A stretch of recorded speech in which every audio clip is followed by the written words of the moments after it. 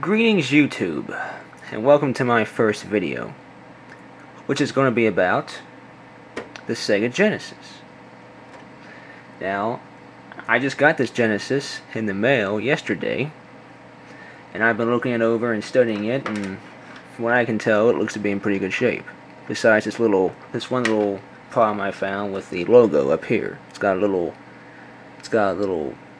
scrape or smudge on it. Other than that, though, it looks like a pretty good system and very clean. Now that's the system.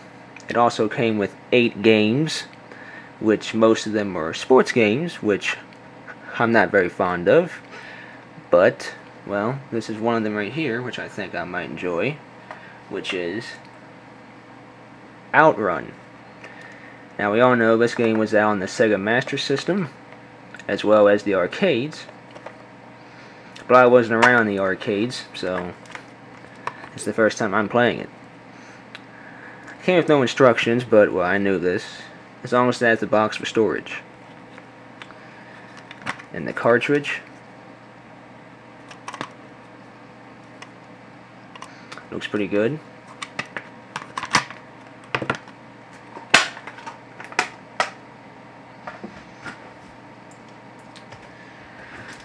And we also got NHL Hockey. Now this game, it comes complete. We open it up here. It comes complete with the manual and everything. Now this cartridge looks like it hasn't hardly been used. Looks in mint condition. You know, I wonder why EA games have a yellow tab. I guess that tells them apart from the other games.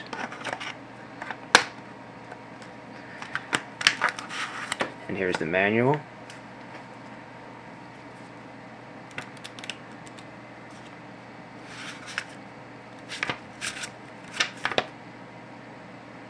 It is a super realistic, fast action hockey game designed around the actual rules and teams of the National Hockey League.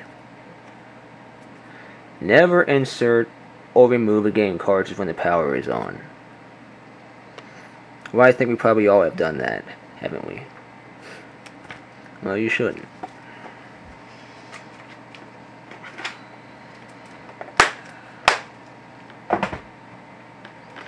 Another game we got here is NFL Football 94. Almost dropped it. Now for some reason, this game is kind of loud. It's got like it's like it's loose inside. The chip is loose inside, it sounds like. But this still works. But still, don't like it when it rattles. I also got a couple more of EA games. This is NHLPA Hockey 93. And this is Tony La Russa, or Russa, not sure you pronounce his name. I'm not familiar with, sports people. Yeah, but these are the other two EA games. And they look, well, this one's got a label on it, and this one's got a damaged label. But, well, they were free though.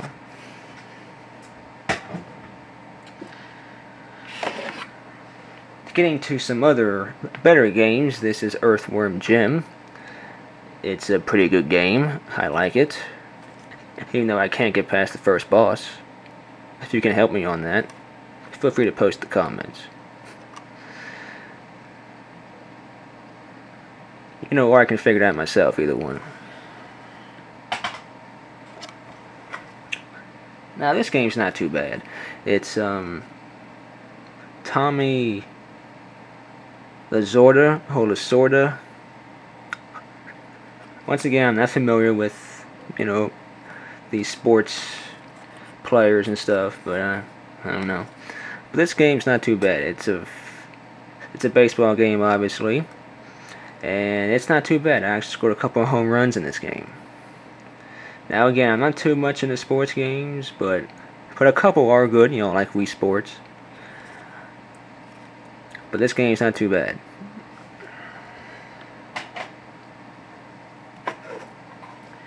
And of course, we do have Sonic the Hedgehog 2. You know, this is the not for resale version. It's still pretty good. It's still the same game.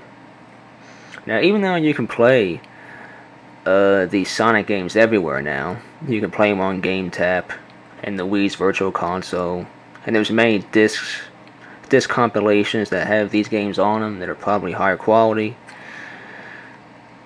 So why people want to play them on the cartridge anymore? Well, I think it's all sentimental value. You know, it's always best. It's always, you know, it always feels great when you play the original game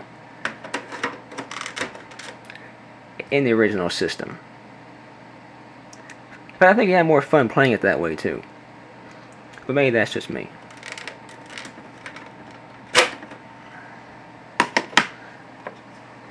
And finally, the final game I have is Sonic and Knuckles. There's a good story behind this too, which I'll explain in a minute.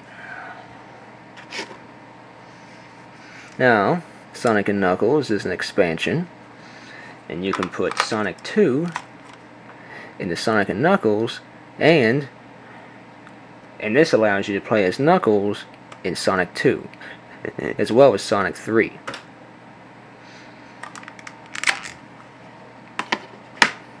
Now, what's interesting about this game for me, anyway, is that I won this from YouTube user Conkers209. So thank you, Conkers209.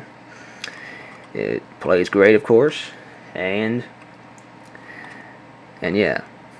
You can't complain anything about that's free. You cannot complain anything that's free. Well, that's all for the games. The Genesis, again, is a great system. I really enjoyed playing it.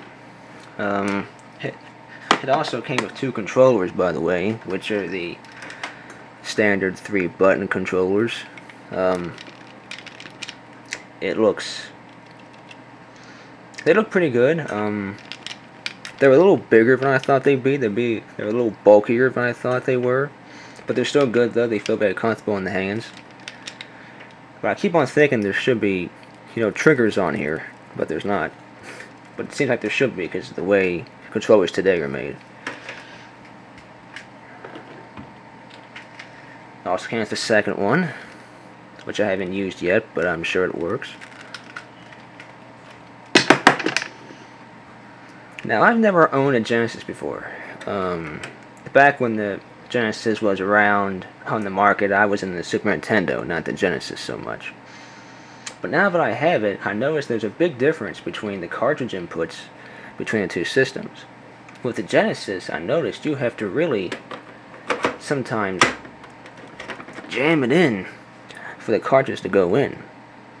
It takes more force to put it in. And when the cartridge is in, well, it's in there, because it ain't coming out. You know, the other Nintendo systems, you can just pull right out easily, but this one, you have to really, sometimes really yank it out for it to come out. Sometimes we're by breaking it, actually, because it takes so much force. But anyway, yeah. That's my look at the Sega Genesis. Once again, it looks like a pretty good system. If you've never owned one before, if you're like me and missed out on it, feel free to pick one up. Of course, this is the Model 2. There are also 2 other models. There's a Model 1, which is bigger, and there's also a Model 3, which is even smaller. But the Model 2, to me, looks more sleek and modern looking.